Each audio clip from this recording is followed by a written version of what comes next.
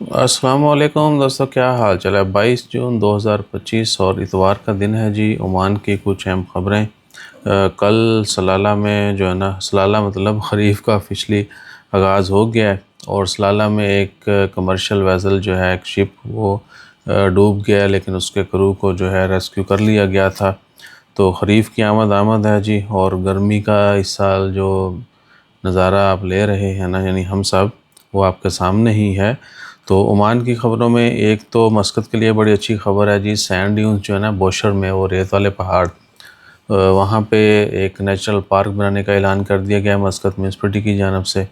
जल्द जो है कहा गया जी कि वहाँ पे काम भी स्टार्ट हो जाएगा इंशाल्लाह ताला खैर। और की हाइलाइट्स जो हैं प्रोजेक्ट की, वो ये हैं कि advancing the natural strategy for urban development through, अच्छा जी, कल्चरल इन्वायरमेंटल जो है ना, नेचुरल कैलिंग इन्वायरमेंट होना चाहिए। और बोशर sand into a driver for sustainable growth and recreation. वो जो सैंड ड्यून्स हैं उनको थोड़ा रिस्ट्रक्चर हो जाएगा, नेचर भी साथ मिल जाएगी।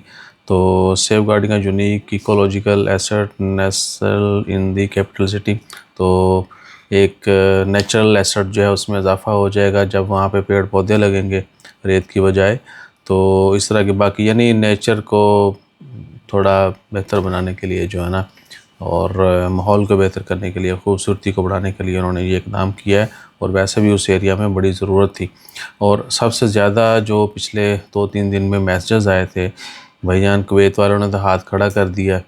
तो क्या वो जो जीसीसी यूनिफाइड वीज़ा है, वो उसका क्या बनेगा? तो उसका मतलब दिल थाम के सुने कि जीसीसी यूनिफाइड वीज़ा जो है, बेटा नहीं करो शोर, मैं दे पखे नहीं लाए, वो शोर जो है ना ज़्यादा रिकॉर्ड करेगा।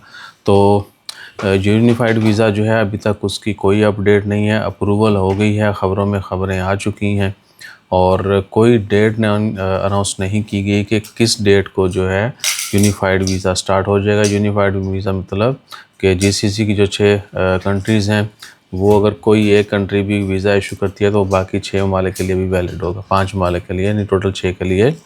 तो अभी तक उसकी कोई अपडेट नहीं है, क्या शराइत होंगी, क्या फ़ीस होगी, क्या दुरानिया होगा, या कितनी टाइप के वीज़ाज़ होंगे, कौन कौन एलिजिबल होगा, जिनको मिलेगा, फिर उनके लिए ट्रैवलिंग के लिए ये सब कवानीन क्या होंगे, तो कोई अपडेट नहीं है। बस जी के GCC unified visa is approved, soon they are going to roll out. तो यानी बहुत जल्दी जो है इसको वो इम्प्लीमेंट करने जा रहे हैं इस कानून को। तो वीज़ा बैन ओमान का भी चल रहा है, सऊदी अरेबिया का भी चल रहा है, यूएई भी पाकिस्तान को कम कम वीज़ा देता है। तो इसका मतलब ये नहीं है कि अगर हमारे ऊपर पाबंदियाँ हैं तो बाकी का हम जो है ना, बाकी मुल्कों के लिए तो चल रहा है। हत्ता कि पाकिस्तानियों के पास अगर 5 साल वाला अमेरिका का वीज़ा हो, यूके कनाडा वगैरह के हों, तो हमें जीसीसी में या उन ममालिक में जहाँ पे कानून है कि जी अगर आपके पास यूएसए का, कनाडा का, यूके का या शेंजन लॉन्ग टर्म वीज़ा है, तो वहाँ पे आपको वीज़ा फ्री एंट्री मिलेगी या वीज़ा ऑन अराइवल मिलेगा।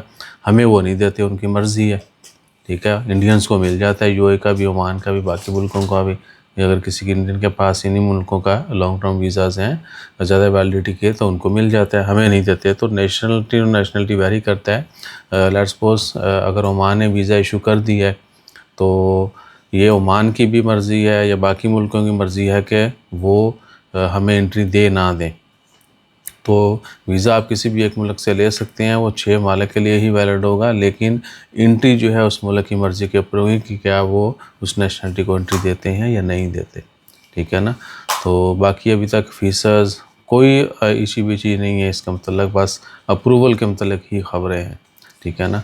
तो जैसे कोई अपडेट आई, कोई हल्की फुल्की अफवाह भी निकली, तो इमीडिएटली आपके साथ शेयर की जाएगी।